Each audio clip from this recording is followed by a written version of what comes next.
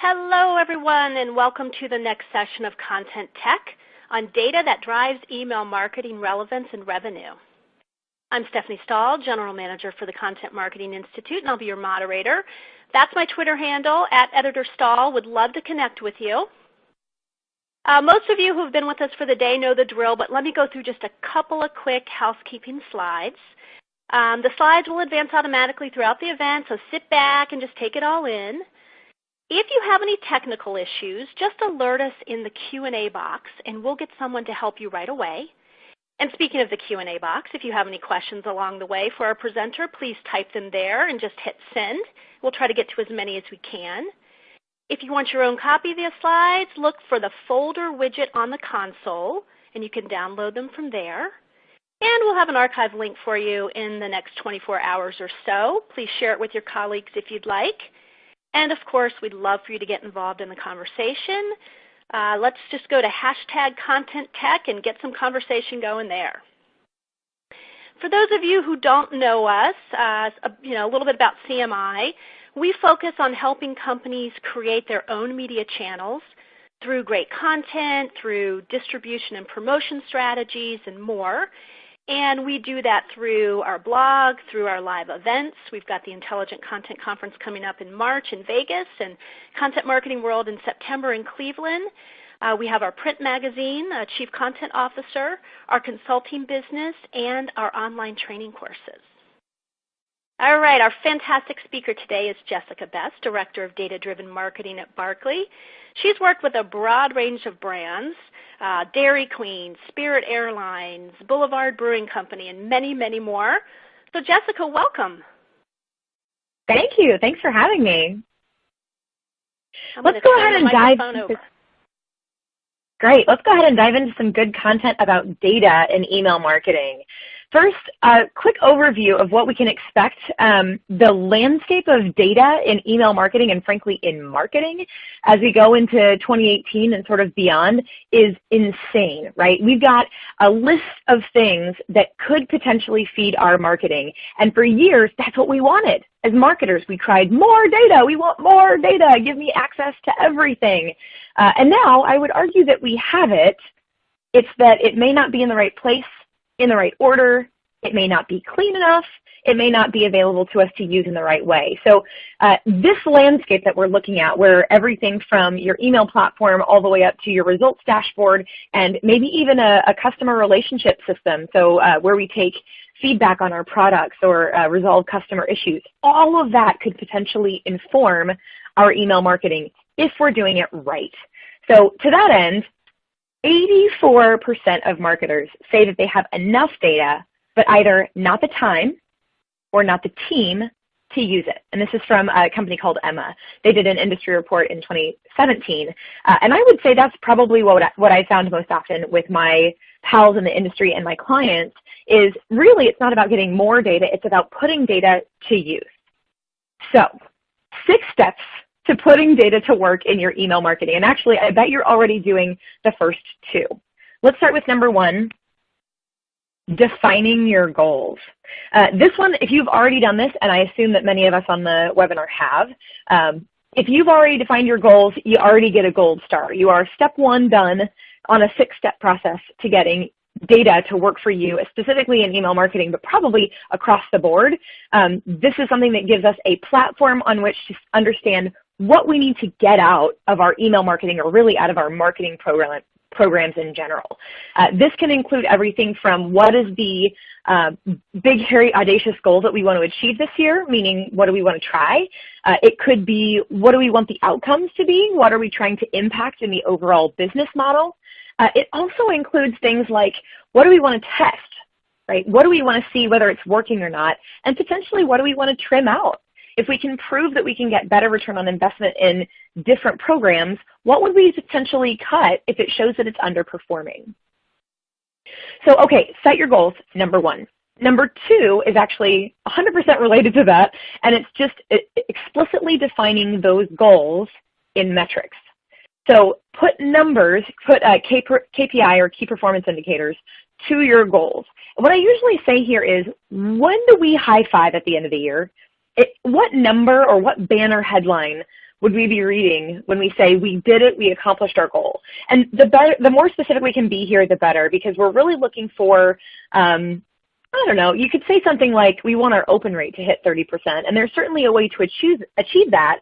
But for example, if we wanted our open rate to hit 30%, we might only send to those people who always open our emails, and that would drastically reduce the number of emails that we send, but maybe it wouldn't produce the impact financially that we're looking for, or it wouldn't have the engagement that we're looking for in other ways.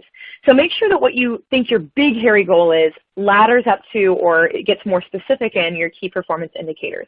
That can be revenue, and for most companies, your KPI includes some sort of revenue or attributed revenue number. But it can also be things like we want to keep the percent of our list that's engaged at around 65 or 70%, meaning in the last year, the percent of our list that is engaged with anything that we've sent them through email at all is in that 65 to 70% range. That'd be a pretty strong range. I see most of our clients actually usually are around the 35% inactive, meaning they haven't engaged with anything we've sent them in the last year. So make sure to get really specific here. Understand what you think the actual metric that announces your banner year is going to be. And by the way, you should also run this number up the flagpole. Make sure that the person who gives you your annual evaluation or signs your paychecks agrees that these are the metrics that you guys are going to be looking at the end of the year, and then hopefully quarterly and monthly before that. All right, so now we've got our goalposts. We know what we're trying to do. We know what we're trying to accomplish. Next step is sort of an inventory or a sort of diagnostic of what data we currently have. And again, we want to be really specific here. What are the sources of our data? And in email marketing specifically, we're talking about what are the sources of new subscribers or new contacts. It could be prospects. It could be new customers. How do new contacts or new email subscribers, email addresses, make it into our email database? And that can be website signups. It could be in-store signups if you have a retail location. It could be that we have lead forms all over the planet, or that we're running advertising. All of that might land on a form that eventually automatically feeds the email platform that we're using. There's also the whole offline component. Usually when you have a retail space, entering email addresses at the point of sale is at least somewhat automated. There's also some of my restaurant clients still take paper signups, right? So if you have a stack of paper signups, write that down. That's going to be one of your data sources, and one of the things that you have to sort of work towards or work around to make sure that you're getting all of your contacts in as soon as possible. And the second part of this, understanding what fields of data you're getting from each of those sources. So when somebody signs up on paper, you can't require a field, meaning if somebody wants to give you their email address but nothing else, they can do that. They can also misspell or have really bad handwriting. So there are some specific challenges that come with physical sign-up forms. For the most part, we're going to talk about the online sign-up processes, the ways that salespeople enter new prospects into your customer relationship management system, or CRM, or the way that the form on your website allows people to get on your email list or sign up for your content to get it right in their inbox. Check the data that you're capturing at each of those points and understand which pieces are required in order for you to be able to do a campaign based off of them. So the rest of the presentation is going to be about how to use data. This is really about lining up your data so that you know that you've got 100% of your database has an email address, 100% of your database maybe was required to enter a first name, last name on a field or a form somewhere online. And we know that our sales team is adhering to those same standards. If those are the only 3 fields you have, we have to be really intentional about different ways to use data in our campaigns. On the other hand, if we know that every contact in our database is always going to have a location, for example, a zip code or a favorite store, that can be part of what we're sending or how we're customizing the data in our emails as well. Maybe it's that everybody that signs up has to tell us what industry they are so that we can customize the type of content that we send to them. Get this all in one place. Make sure you're running it past other people that touch data insertion. So if you are in the marketing team and you're looking to create this sort of master doc of where all your data sources come from, make sure that you're talking to anybody who enters that data, like a sales team. Those people are going to be a huge contributor to the data and the cleanliness of your data. So make sure that you're getting their input, right? Understanding what they're required to enter and making sure that they're on board. Here's an example of some online forms. This is all stuff you guys have seen, but making sure that you are staying up to date with this community. That's a good example of an additional field that in this case for Meritage Homes is required both for their sales team when it's entered manually and on the website. All right, so now, okay, we've got our goals, we've got our data. What's next? Here are a few ideas for what I've seen has worked really well when we use data and email marketing to make an impact on our results. First up, data that moves the needle. The disclaimer I have to put here is you have to make sure that you're testing these ideas with your own audience. So if you are business-to-business consumer, or if you are, I have a business-to-information client, I have a client that targets higher education, make sure that you're testing ideas with your own audience that make sense with your own audience. Not all of these ideas will work for you. All right, so data can and should, in my opinion, determine the timing, the content, and the impact of your emails. Let's dive into some examples for each. First up, data. I love email marketing because there are two things that email marketing does that really not a lot of other digital channels do right now. One of them is that it can send your email at the exact right time for your prospect. And the simplest version of this, of course, is a welcome email. Somebody signs up to receive your great blog content in their inbox. You send them an immediate welcome email, and that welcome email is likely to be one of the highest open rates that you get across the board. Like, unless you have a birthday email, you are likely to get your best open rate for a welcome email out of everything that you send. And that's kind of obvious, right? Because somebody just said, I'm looking for more information or more content from you, please send it. And the next thing you do is send them an email. Of course they're going to open it. They're probably still sitting at their desk if you send it immediately. So that's the sort of baseline option. Here are a couple of other things that you might not be thinking of. So one is to take that welcome email and turn it into an onboarding series. In this case, this is actually Armed Forces Bank was sending an onboarding email to their new customers. And the goal here is this is a group of people that is getting a bank account in order to be paid, and that they will get that bank account over the course of their training. After a couple of weeks, they actually ship out for that training and are probably not going to be checking email for a while. So this series starts with education around how to save and understanding what comes with their account, understanding sort of the basics of the financials of the relationship that they're going into with this serviceman or woman. The first two emails go out and explain, we're going to send you a 6-part series that explains, we got your 6, right? That explains the relationship that we're going to have with you. The first 2 emails go out, and then there's a hard stop. 3 through 6, even though they're part of the same series, don't start until after that person's graduation date. So there are actually 2 pieces of data feeding the series timing. The third email goes out after they've returned from training and starts talking about things like how to access the money or how to save or how to budget. That type of content, that really rich content that really took them from, hey, we're going to give you a bank account, to here's how to use your bank account. Here's how to be a resource for their banking customers. So the timing here is super fun. The actual second piece of data that I love on this, and we'll talk a little bit more about data for impact, but the savings email, email 4 in this series, is the worst open rate in the whole series. However, when they tested this, when they tested running this series against just running a single email that says, welcome, here's your account information, and that's it, that was the only difference. There was a 40% increase in the number of people who opened a joining savings account for their checking account just based on sending this series. So even if they're not opening the email or not spending a lot of time with the email, the subject line alone talking about savings and the options in savings accounts and sneaking some of that content into some of the other emails was actually a huge success. 40% is an incredible conversion rate considering that they had, you know, if they're only required to have a checking account. All right, so a couple of other options for email timing. This is a retail example, and this is another company that does an onboarding series, and this is a sort of welcome series to subscribers. Interesting to note that in this case, the first welcome series in the email series is actually getting a higher revenue generated number than the abandoned shopping cart email, another email that's triggered by timing. So for this company, Stickwood, super cool company, by the way, their first email that they ever send not only gets their best open rate, it's responsible for 3 times the online revenue as their abandoned cart email, which is people who have actually said, I want to buy this thing, and have backed out, right? So make sure that you're thinking about the things that need to go in your email. And not everybody is in the retail or e-commerce space, but think about the power of that welcome email and what you need to be enabling people to do to take that next step. Timing in another sense. So data can also determine how often we should be sending to somebody, or what types of content we should be sending to people, right?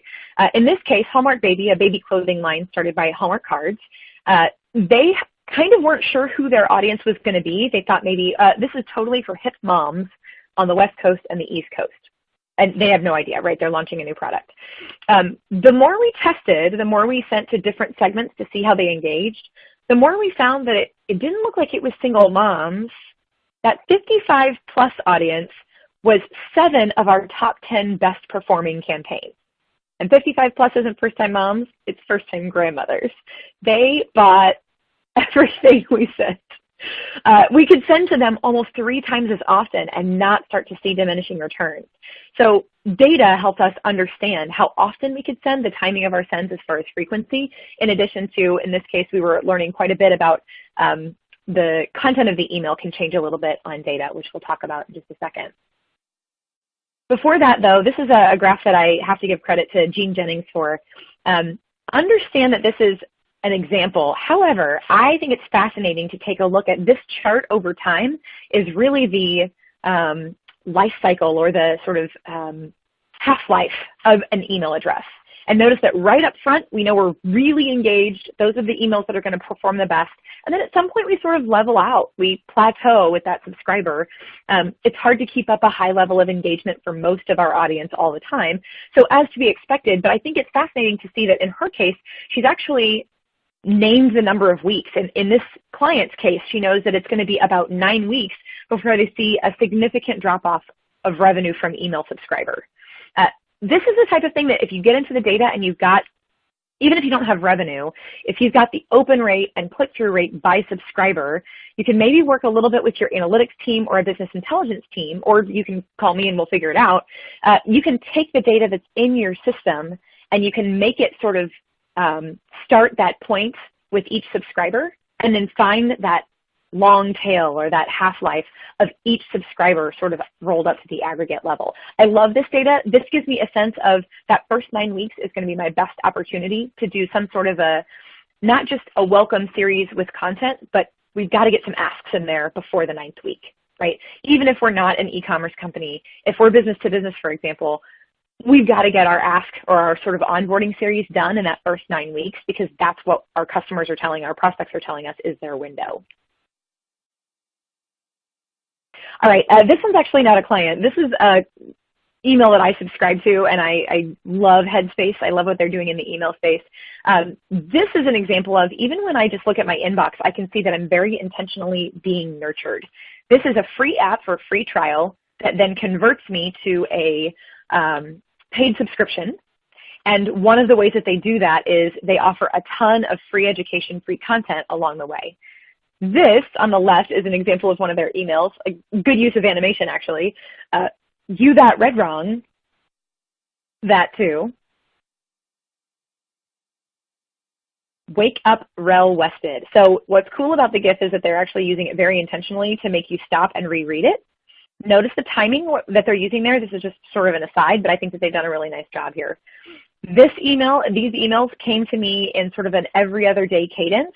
And then at the point at which I hit that end of the 10-day trial and did not renew, I could see the cadence sort of taper off. They knew that there was less of a chance of me converting to a subscription the longer I waited. And you know that I actually waited just to see how long they would send me email.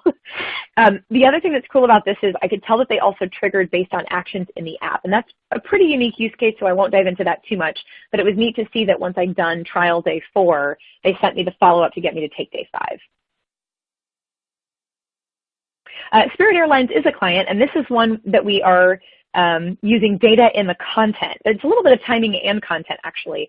This is part of our Flyer Journey series, meaning once you book your ticket, we're going to send you a series of emails all the way through your trip to make sure that you have all you need, and that could be everything from don't forget to check in to this, which is an educational series that we send out if you are a first-time flyer. If you have not flown Spirit before, you may not realize that Spirit charges separately. They unbundle their fees for almost everything that you do. So when you buy a $39.99 fare from Kansas City to Fort Lauderdale, that only includes your, what they call chair in the air. If you have carry-on luggage, if you have checked baggage, if you want water or a snack, all of that is separate so that you can keep that base airfare really low. Now, if you don't know that, you get to the airport and you are furious that they're, quote, nickel and diming you. So this is an opportunity for us to take that person who's new and send them special content just for them to educate them. Another Spirit example, this is actually for their MasterCard program. We tested using the last destination someone flew in our appeal to get them to apply for the card. So the control headline here is, take advantage of this special offer from Spirit Airlines. And that, by the way, is a winning headline from previous tests. Against that, we tested, fly back to insert your city with this special offer. And not surprisingly, that one performed better. Somewhat surprisingly, it performed nearly 50% better in open rate, and it carried all the way through, it trickled all the way through to a 15% increase in conversion. So we actually not only used, again, data to determine our content, but data to determine the impact of that content.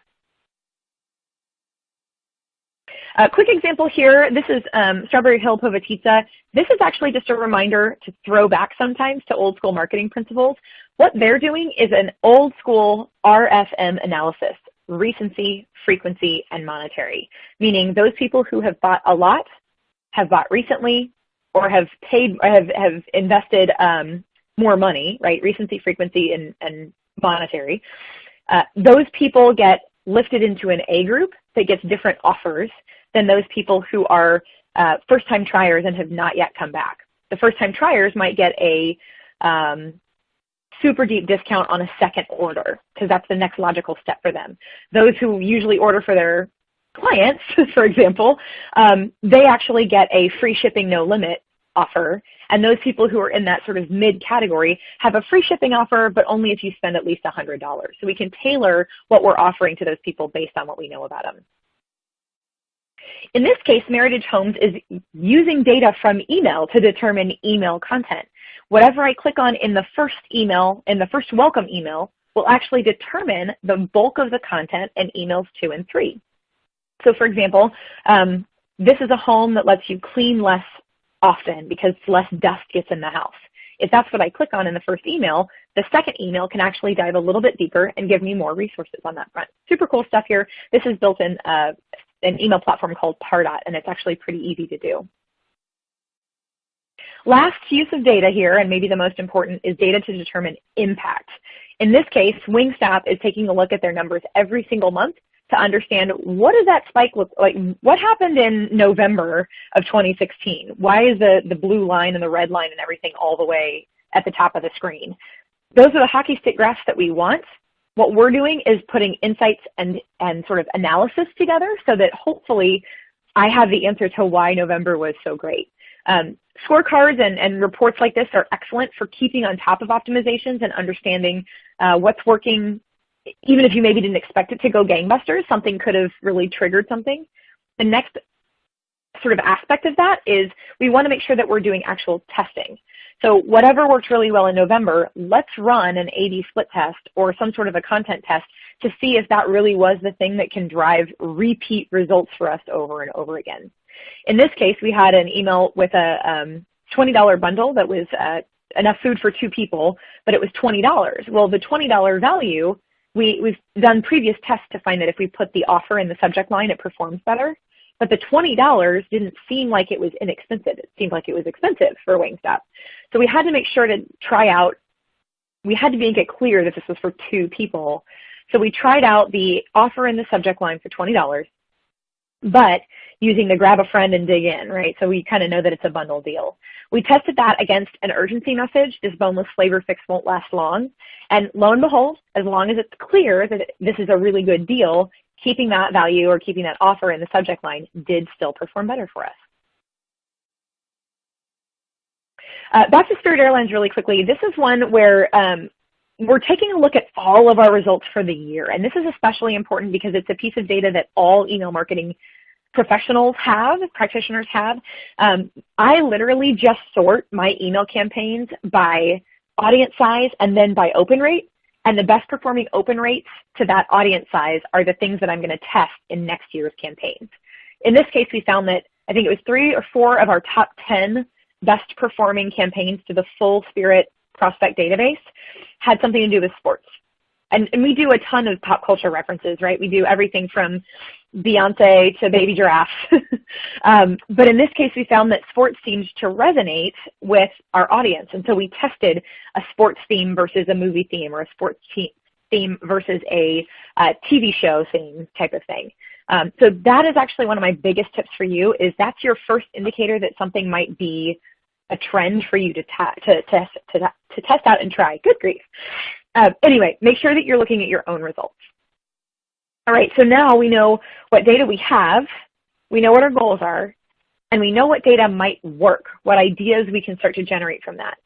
In order to write our own case study, what data is missing to get all of the ideas from step 4, right? And to get the right ideas, I should say, from step 4. So if you were to be telling your story at a conference in a year, what do you think that story could be, and what data do you need to make it happen? And usually that's going to be something that includes the return on investment that you get out of making personalized emails or making automated emails that come at the right time for the customer.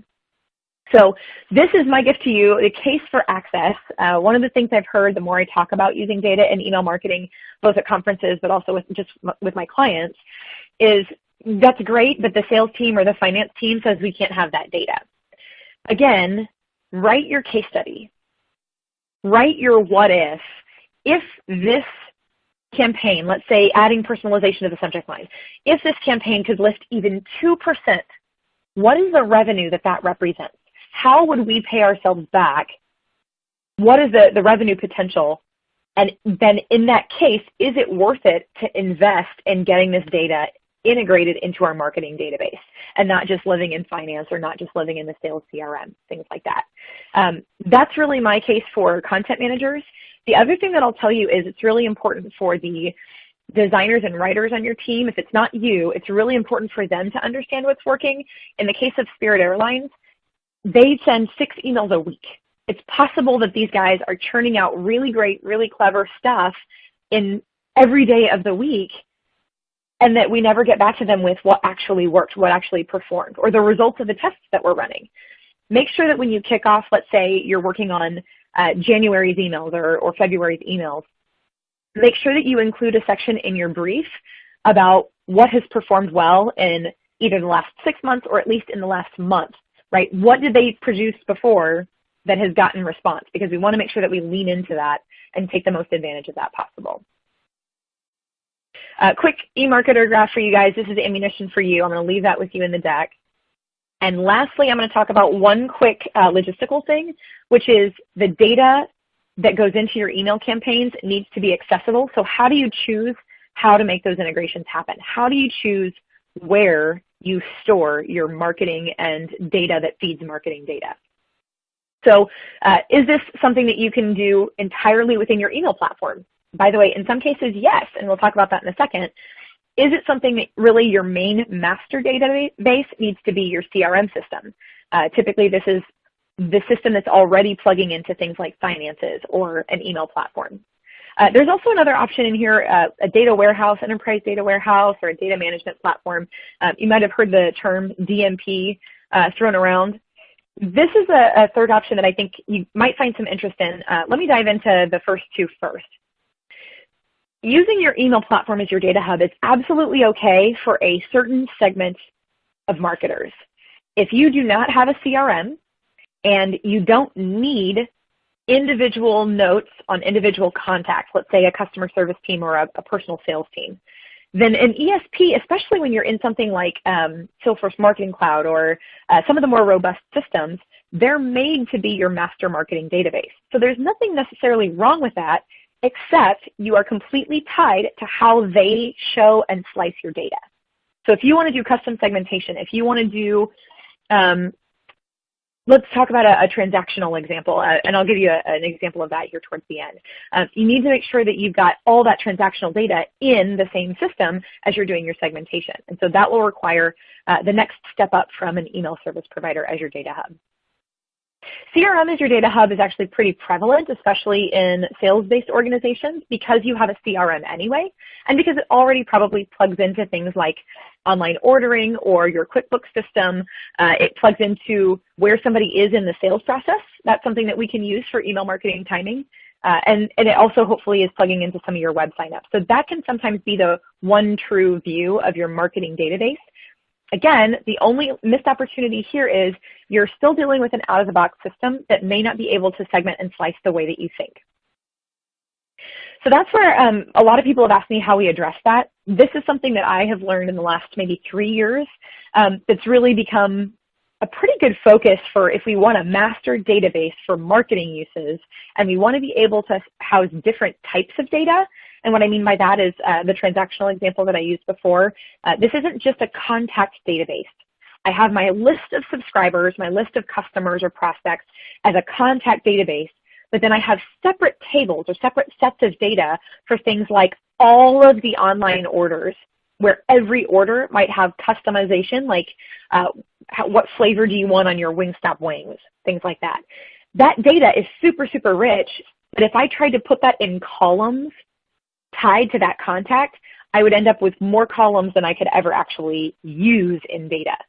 So instead, we have this database that's flexible, that's been built specifically to have different types of data housed under one roof, with the goal of being able to search, Jessica ordered on, her last order date was Tuesday, and then I can go look up that transaction ID and see exactly what she ordered and maybe feed her that same product again, no pun intended.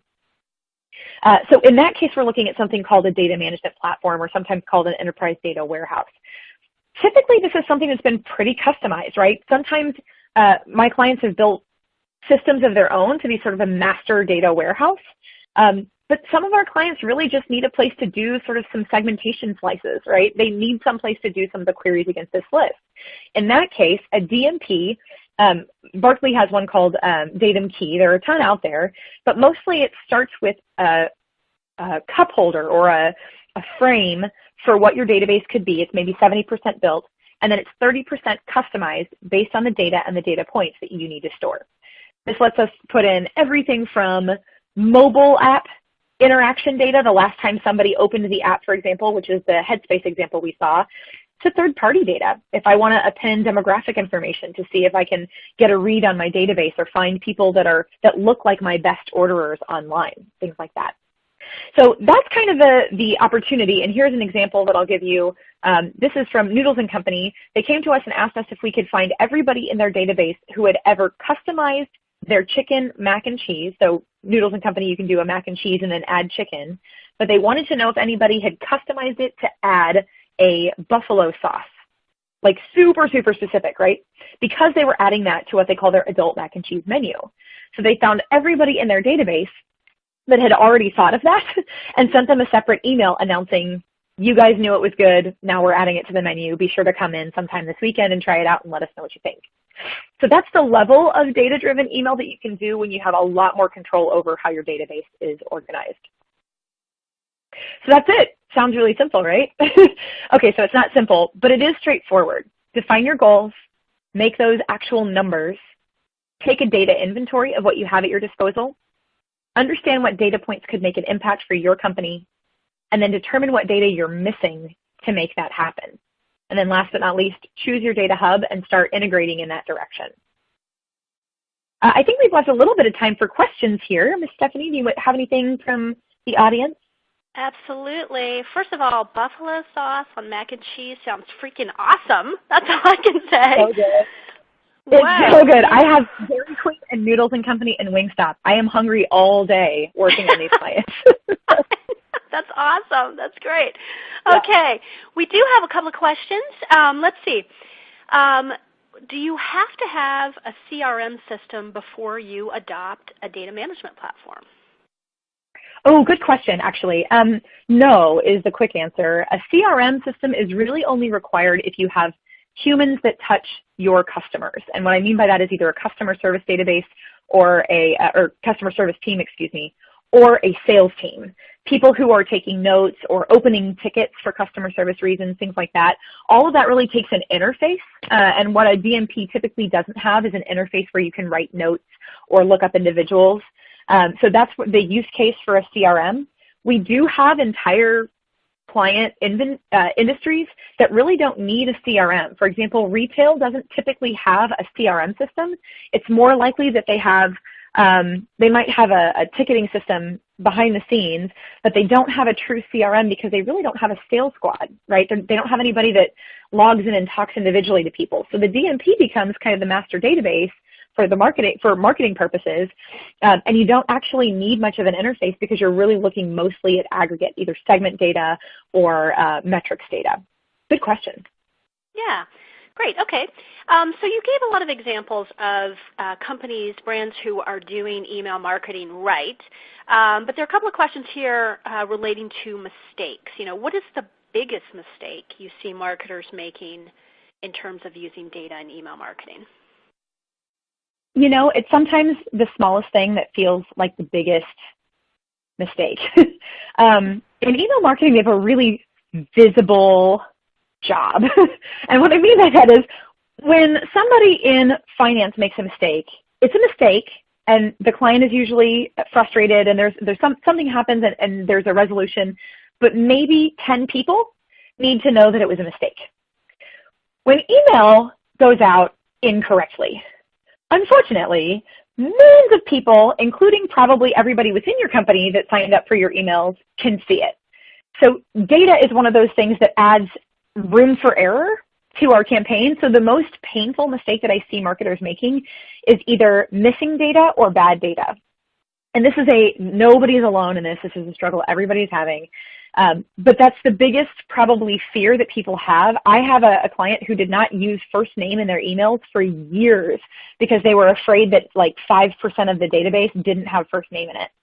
So one of the easiest fixes in the world is to include what we call a slug in old school terms, but a default. So first name, check out this great offer could just be check out this great offer, or it could be, hey, insider, don't miss this great offer. That type of mistake gets exponentially more painful the more personal it is. And we've seen some really bad examples of that in the last year. Thank goodness none of my clients yet, but listen, it happens to everybody, right? It's nobody's fault. But accidentally including a wrong subscriber's information, and especially painful when that's personal information, like your address or something like that. Just be really, really cautious with any global changes to your database, because what I've seen people do, it's as easy as mis-sorting an Excel file. I am not kidding. I've seen that happen. It was a really bad day at the office. We see the first name field we want to sort by, alphabetically or whatever, and we just didn't pick up the rest of the fields. So now Stephanie is getting Jessica's address in her inbox. That's obviously a pretty big problem. So the biggest mistakes I see are in using data either inaccurately or not having sort of a default in there, or unfortunately getting messy data into your database. And so have a data cleanliness program, have somebody on your team walk you through what you think your confidence level is on certain pieces of data. That can be part of what data will boost your results. Excellent. Yeah, just last week I got an email that said, "Dear blank, comma," and then, went on to, give me this great pitch, but that blank just didn't have my name in it. So, yeah, it doesn't feel as personal if they forgot to put the name in there. I'm a blank. Yes, I'm just a blank to them. So, no, not really. This is a pretty broad question, okay? What if we don't have any data on our email subscribers?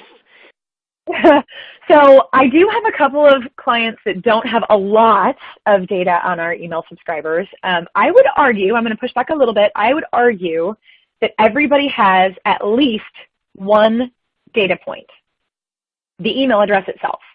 So you at least know, if you know nothing about your audience, nothing else about your audience, the first thing you know is that you have some portion of your email list that is in gmail.com, some portion that is in outlook.com, and some portion that is a business-to-business domain, right? So if nothing else, I know that if I am putting together, let's say, an email that has an animated GIF, and that's a huge portion of my email, like that's a big key piece of my email, I know that Outlook is not going to render that GIF. And I can go through my domains and say things like, anybody who is not at a web-based email provider, give them a different version or a different fallback, because the GIF really is sort of the story of this email. Or if I know that that's a huge portion of my list, I won't use GIFs at all.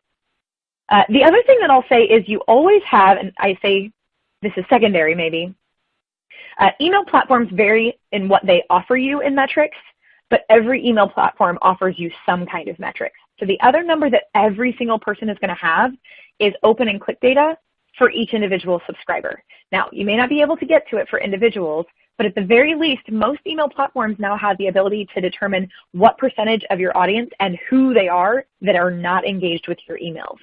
That's an excellent opportunity for you to reach out to those unengaged folks with different messaging and potentially send to them less often or remove them from some of your batch sends because, frankly, they're costing you money to receive all these emails that they're not opening. So just treating your engaged folks differently than your unengaged folks can be one of the ways that you immediately impact your ROI of your email campaigns. Awesome. Okay. Well, we are just about out of time. Thank you, Jessica, for a great session, and thank you to our audience for attending. Be sure to click on the survey. We'd love your feedback, and you get a chance to win some great prizes. And next up is our closing keynote with Andy Crestodina of Orbit Media Studios. Stay tuned for that. I'll see you there. Thank you so much, Jessica. Thanks for having me. Bye, everyone.